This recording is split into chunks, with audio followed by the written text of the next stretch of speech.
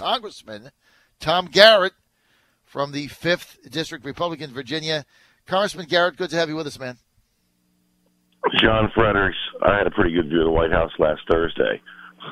I know, you were there in the Oval Office.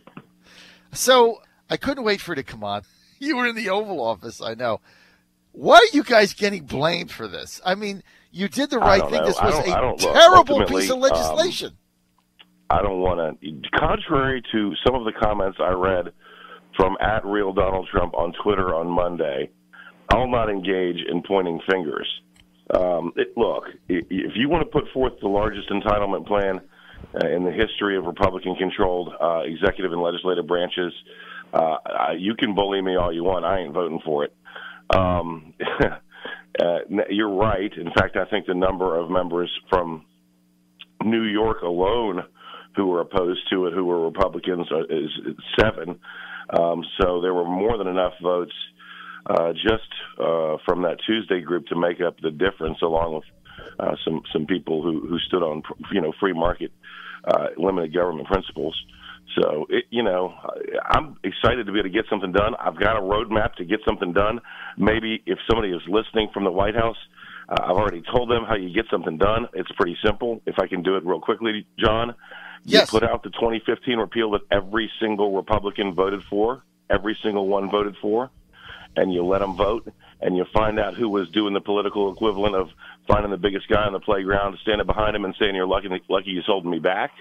But I think everybody's got to vote for that bill. That bill gets out. Then you take the ideas that were encapsulated in the AHCA, plus the ones that we've already passed, like McCarran-Ferguson repeal, association healthcare, and you roll them out as individual bills, not as omnibus legislation. The road to hell is paved with omnibus legislation. And I will tell you that I could vote for 9/10 of what was in that last bill. And you know what? Those moderates, they might not be able to vote for the 10% or the 9/10 that I could, but maybe they'd vote for the other 10%. Ultimately, you lose 15 people here or there, you pass the bill. But when you shove it to us and all or nothing, now or never, there are free thinkers. And guess what? That's what the founders intended when they instituted the system of checks and balances. Look, you're right. And the repeal legislation, explain this to us. We were talking about this earlier, Congressman Tom Garrett. The repeal legislation was voting. You weren't there. It was voted on by the majority of the members that are still there in Congress now over 50 times.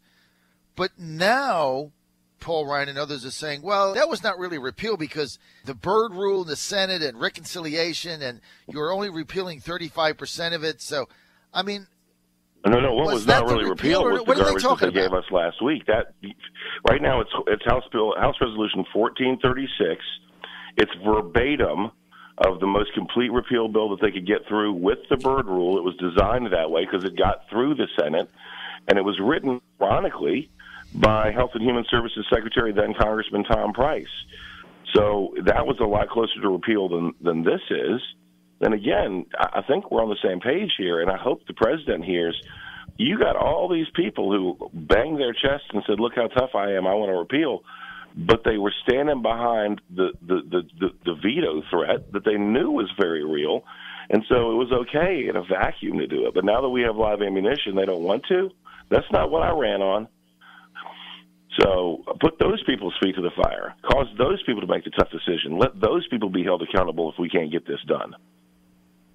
So let me ask you this. The majority of Republicans, overwhelming majority that voted for repeal 50 times, most of them are still there.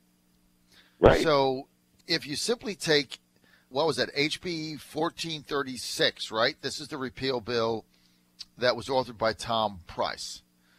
Which correct. You're and now, and Jim Jordan essentially resubmitted the exact same bill. All right. So it's House Bill HB 1436. Let's get all this straight, which was basically Jim Jordan and Tom Price, now HHA Secretary. My former congressman, as everybody knows. So you resubmit that, and all these members of Congress that voted for it over 50 times, the overwhelming majority is still there. If they don't vote for it this time when it's real, right, where before it was a facade, it was a ruse, now it's real, how would they explain that? Like, how would you explain that?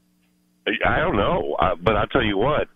I'm here to get stuff done. When somebody casts a ballot, when Tom Garrett casts a ballot, he casts the ballot that he means to cast.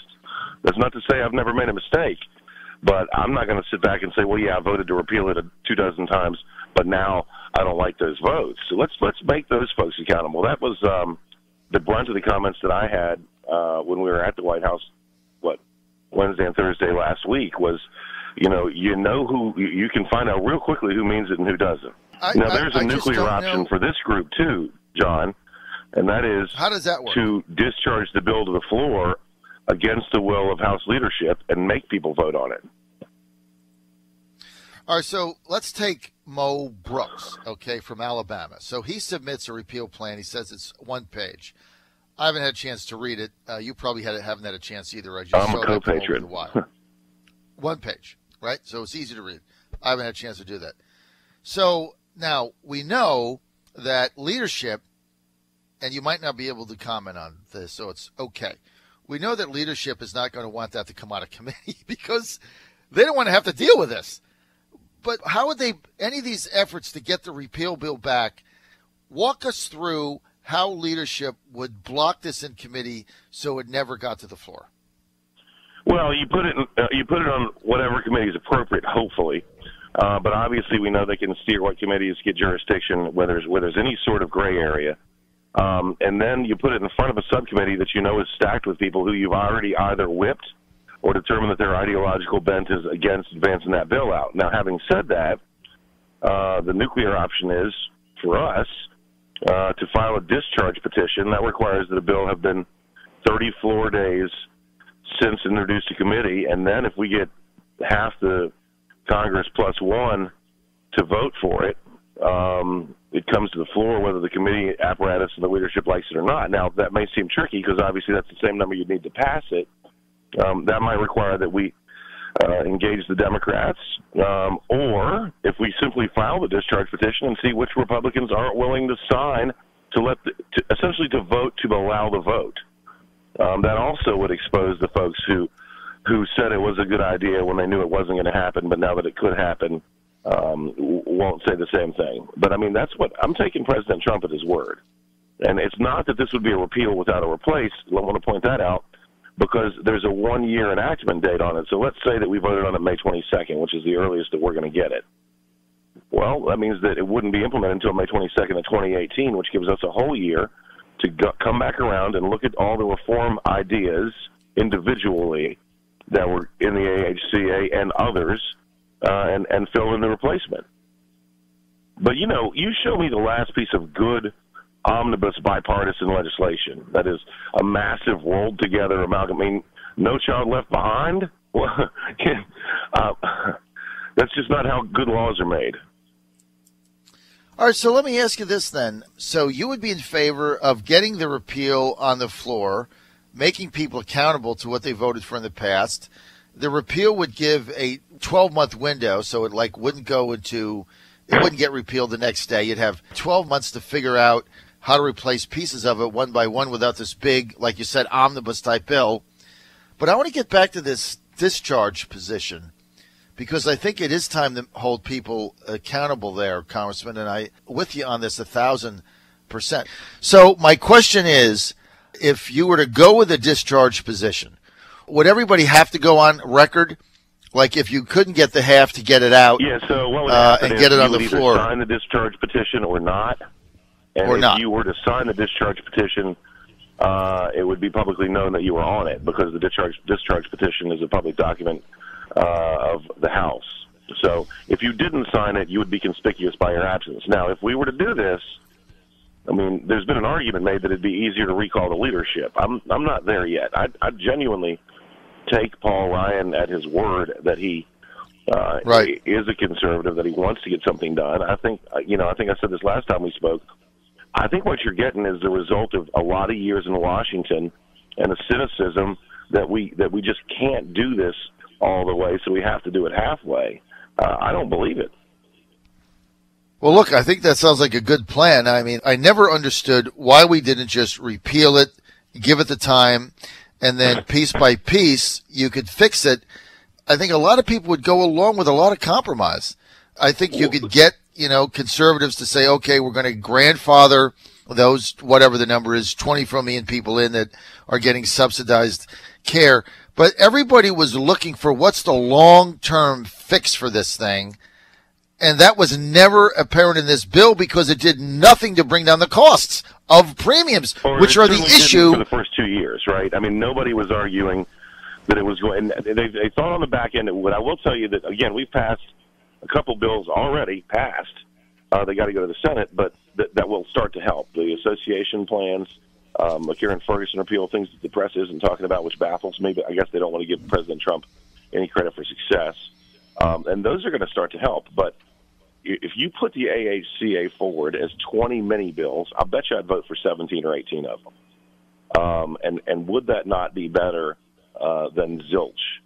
And I don't think, again, I'm pretty close with the men and women who had staunch opposition to this bill, and I don't think any of them are no on all of it. It's just that they gave it to us all in one big portion and said take it or leave it. And again, when you have a system with checks and balances and you use that paradigm, you're not going to get much done. Do you think the president was led down the primrose path by leadership? I don't want to go there, and you can understand why. Yes. Somebody on a TV interview I did a week or so ago said, well, Rand Paul said that Paul Ryan has led the president down the primrose path. What's your comment? And my comment to them was, I think that underestimates the professionalism of Paul Ryan and the intelligence of Donald Trump. I will say this, though. One of my chief complaints is the bandwidth required to sort of juggle tax reform and foreign policy. We're working on getting, prisoners released from Sudanese prisons still, and health care reform, et cetera. The bandwidth demands are huge, and the president has even larger demands on his bandwidth. So, I think good policy is to find good people who you trust and listen to them. I'm not sure he's got the right people talking to him, but I don't think he's been duped. That's fair. This is the John Fredericks Show, your Godzilla of the truth in Virginia and across America. I'm with Congressman, Republican, 5th District, Virginia, Tom Garrett. That is from basically the Lynchburg, South Central area, some of Charlottesville, etc. Congressman, let's get to yesterday, Congress voting to overturn certain privacy rules as it regards to the Internet in selling your information and things of that nature. What can you explain that? Well, you got the FTC and FCC both sort of jockeying for power as it relates to governing what we can and can't do without fear of government accessing it on the Internet. I think the fundamental ideological objection of most Republicans was the growth of government by inserting another three-letter organization into the oversight of our what we would hope would be private activities. There was obviously, there are two sides to that coin. It was fun to see Justice Amash on one side of it and Thomas Massie on the other, because those are probably the two most preeminent libertarian thinkers. It passed along party lines in the Senate, except Rand Paul didn't vote at all. That tells you the fear is that you're sort of acknowledging the propriety of a role of the government in monitoring the Internet. So that was one where you kind of had to look at it and go, all right, now do I want more government entities or fewer looking at what's going on the Internet? Because there already are some, and I think that the no votes, at least from the right, were, and there weren't many. You had no votes in the Senate and 4 or 5, I think, in the House. Why are they looking at any of this at all? Which, on principle, I understand, but that no vote didn't do anything to affect change. Right. So you were in favor of getting rid of these regulations then, right? Well, right, because what you did was you went from just FTC to FTC and or FCC to FCC and FTC, and the more government entities who are given purview over stuff, the more eyes that are on it, the less privacy I have. That was kind of where we fell on that argument. Now, there's a counter argument: nobody should have eyes on it. I agree, but a no vote yesterday didn't make that happen. Right. But a no vote did allow an extra entity to get their their fingers in the pie, if you will. The proverbial camel's nose under the tent.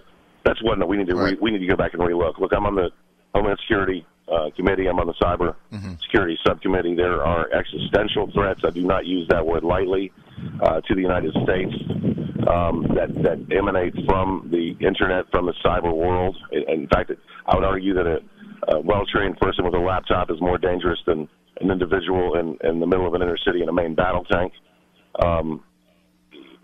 So we got to be careful. That also has to be balanced against our inherent constitutional rights to privacy. It's a tough act. I think we can do it. The paradigm is something that we'd have to have. I'd love to come on and have a whole show to discuss, because the paradigm is amazingly frightening. When you have a world where skill sets that could take down the electrical grid on a computer are infinitely rare, and skill sets that could prevent that are also infinitely rare, then you know that the people who have those skills aren't employed by the government, because they can make a whole lot more money working for a bank or for an auto manufacturer. And so that means that the most talented people in the world are not the ones protecting us. And so it shifts the paradigm from one where the military and the federal government could be entirely responsible for national defense to a new world where you need to have great minds capable of computer hacking and anti-hacking also in that national defense realm. And how do you compensate them? It's a scary world. All right, I'm almost out of time. Final question. Your colleague, Northeast North Carolina, Walter Jones, on with us at 8:30, called the first Republican calling for Chairman Nunes to recuse himself from the House Intel, leading the House Intel Committee investigating any Trump staff ties to Russia. Do you favor Walter Jones and recusal or not? I know Devin Nunes. I don't know Walter Jones. I trust Devin. Look, if we want to talk about countries interfering in other countries' elections, we ought to look at what the United States did to Israel in 2015. Right. This is ridiculous to the point where it's like the little boy who cried wolf. I mean, it's gotten so crazy right now with the Russians being blamed for everything that if somebody were to tap me on the shoulder and say, Putin has rolled tanks into the Baltics, I wouldn't believe it.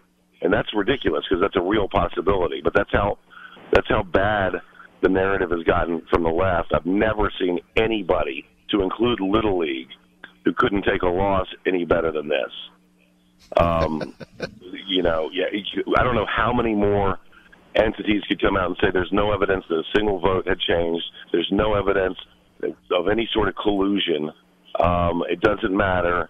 The take my ball and go home voice is as loud as ever. And I don't know what happened to Walter Jones, but I do know Devin Nunes, and I trust him moving forward. All right, that's going to be the final word. I want to thank Congressman Tom Garrett for being with us. Always good to have him with us. And Congressman, your candor, always appreciated. More information, here's all you have to do. Tom Garrett, 2 R's, 2 T's, .house.gov. You can follow Tom on Twitter at Garrett4VA, at Garrett4VA. Congressman, thanks for being with us. We'll see you soon. Check out Facebook, too. There's actually a lot more information on the Facebook page than the Twitter page. But anyway. What is it? All right, we'll talk next week, John. Congressman Tom Garrett.